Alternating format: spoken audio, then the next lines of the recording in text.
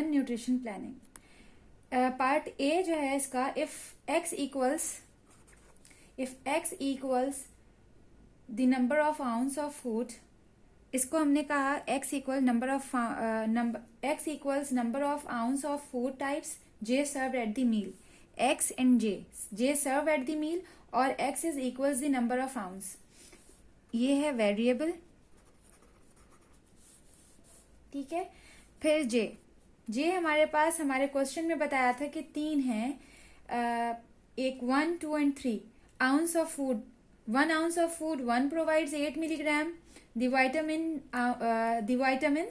and an ounce of food 2 provides 24 milligrams, and an ounce of food 3 provides is 16 milligrams।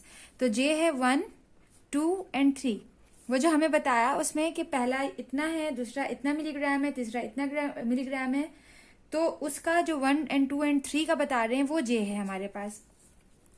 अब हम x और j का बताते हैं। तो x और j क्या है? नंबर ऑफ, ये वेरिएबल है तो ये क्या है? Number of ounce of food types j served, x1 equal to number of ounce of food types 1 served. इसी तरह number of ounce of food types 2 served, and x3 equal to number of ounce food types 3 served. ये आ गया हमारे पास। अब हम इस equation में इस तरह से डालेंगे कि हमारे जो सवाल में बताया वो ये बताया कि 1 ounce of food 1 provide 8 milligrams, means के J है 1, तो हमें प्रोवाइड कर रहा है XJ जो है X1 equal to 8, means 8 milligrams जो है हमें वो प्रोवाइड कर रहा है वाइटामिन।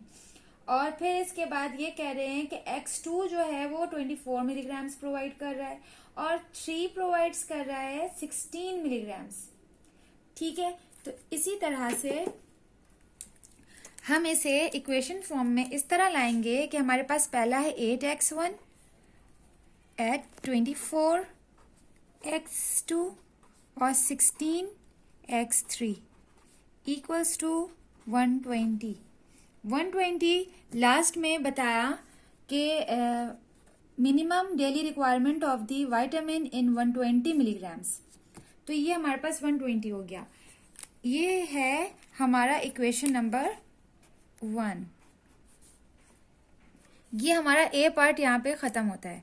अब हम बी पार्ट में अगर आ जाएं और बी पार्ट के क्वेश्चन को देखें कि if only one of the 3 food types is to be included in the meal, how much would have to be served in each of the 3 possible cases to satisfy the minimum daily requirement। Means अगर हम इसको solve करें तो कहते हैं कि x1 अगर 0 है, x2 अगर 0 है, x3 क्या होगा? तो इसको हम ये कह सकते हैं कि to get the maximum of food types 3 क्यों? क्योंकि x3 है, मालूम हमें x3 करना है, इसलिए कहा। पुटिंग इन इक्वेशन 1,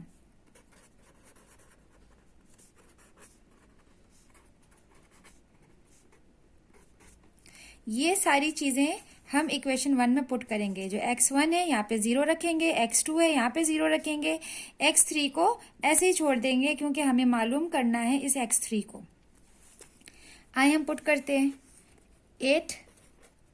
8x1 क्या है हमारे पास 0, फिर प्लस 24 और x2 क्या है हमारे पास 0 प्लस 16x3 इक्वल टू 120। अब क्या हो जाएगा 8 0 मल्टीप्लाई करेंगे 0 प्लस 24 0 और 16x3 एज इट इज, और 120। अब क्या है, ये 16 है हमारे पास, ये 0 0 कोई वैल्यू नहीं है, आगे ऐड भी होगा तो कोई फर्क नहीं पड़ता। तो हमारे पास चीज आ जाती है 16x3 इक्वल टू 120।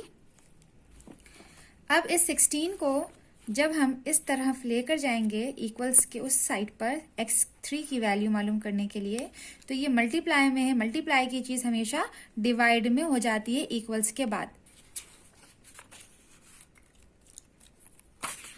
ये 16x3 इक्वल टू 120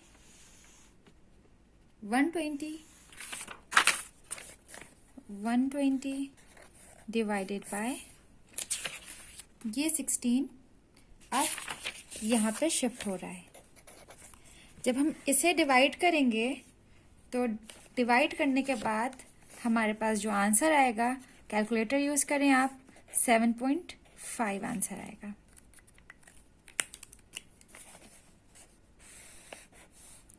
ये x3 की वैल्यू मालूम हो गई। अब इसी तरह से फर्दर हम मालूम करते जाएंगे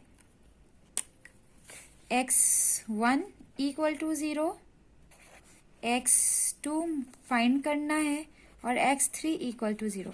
हमें हर बारी बारी हर x के सामने 0 रखना है और इसकी एक की वैल्यू मालूम करनी है। अब जो इक्वेशन हमारे पास ऑलरेडी मौजूद है उस इक्वेशन में हम इसे पुट करेंगे, मीन्स के to get the maximum of food types 2, क्योंकि हमें 2 मालूम करना है। तो इक्वेशन हमारे पास है 8x10 प्लस 24x2 मालूम करना है और 16 0, x3 0, यहाँ से 0 और ये 120। इन दोनों को मल्टीप्लाई किया 0, इसे एज इट इज लिख दिया और इसे मल्टीप्लाई किया 0, 120। इन दोनों की कोई वैल्यू नहीं है, ऐड होने के बाद भी ये 24x² ही रहा और ये 120। अब इसे अलग करने के लिए इसे यहाँ पे लाना पड़ेगा। जब मैं यहाँ लेकर आऊंगी इक्वल्स के बाद, तो मल्टीप्लाई में जो चीज़ होती है वो इक्वल्स के उस तरफ आने के बाद डिवाइड में चला जाता है। अब क्या है, 120 डिवाइडेड बाय 124। अब इन दोनों को जब मल्टीप्लाई करेंगे तो मल्टीप्लाई करने के बाद जो हमारा आंसर आएगा वो होगा 15। नहीं, डिवाइड करो जरा इसे, सॉरी 5, ये कट कर दोगी ना, इक्वल टू 5। करके बोलो फिर अभी जो आंसर आएगा वही होगा तब। अब जो आंसर आया हमारा वो 5 आ गया। इन दोनों को डिवाइड किया, डिवाइड करने के बाद ये 5 आया। आप इसे कैलकुलेटर से आराम से रीचेक कर लीजिएगा। टू गेट नाउ अब हमारा लास्ट जो है वो ये है कि अब हमें x1 मालूम करना है, x2 को रखेंगे 0 सपोज करेंगे, x3 को 0 सपोज करेंगे और फिर उसके बाद जब हम इसे इक्वेशन में पुट करेंगे, means to get the maximum of food types 1। आप इसे पहले मालूम कर लें, इसे बाद में कर लें, इसे बाद में कर लें, इसे पहले कर लें। कोई हार्ड एंड फास्ट रूल नहीं है कि पहले मैं 3 ही मालूम करूंगी, फिर 2 मालूम करूंगी, फिर 1 मालूम करूंगी। आप पहले 1 मालूम कर लें, कोई फर्क नहीं पड़ता। अब हम यहाँ पे पुट करेंगे तो x1 एज इट इज रहेगा, क्योंकि अब इस बार हमें x1 की वैल्यू मालूम करनी है।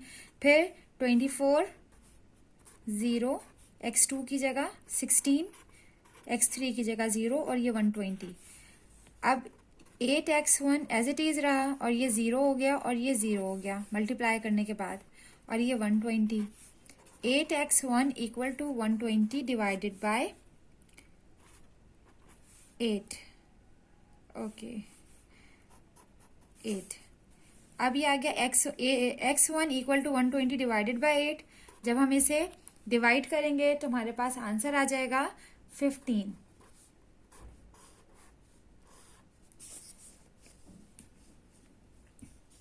अब हम इसे जो आंसर को लिखने का जो फॉर्मेट होगा वो ये होगा कि x1, x2 और ये x3, ये तीनों चीज़ें थी। जो 1 जो था वो j था, 2j था, 3j था।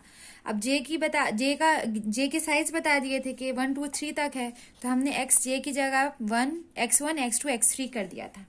अब जब हमने ऐसे ही ब्रैकेट फॉर्म में लिखा तो इसका आंसर भी हम ब्रैकेट फॉर्म में सीक्वेंस में लिखेंगे। x1 हमारे पास 15 आ गया, x2 हमारे पास 5 आ गया और x3 हमारे पास 7.5 आ गया।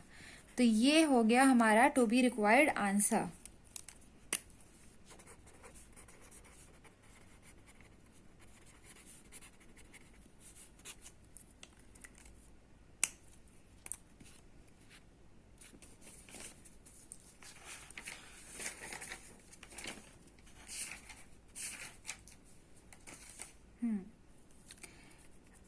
अब हम आपको ये हमारा लास्ट जो एक क्वेश्चन था न्यूट्रिशन प्लानिंग का जो हम कर रहे थे, ये हमने वाइंड अप कर दिया, ख़त्म हो गया, क्लोज हो गया।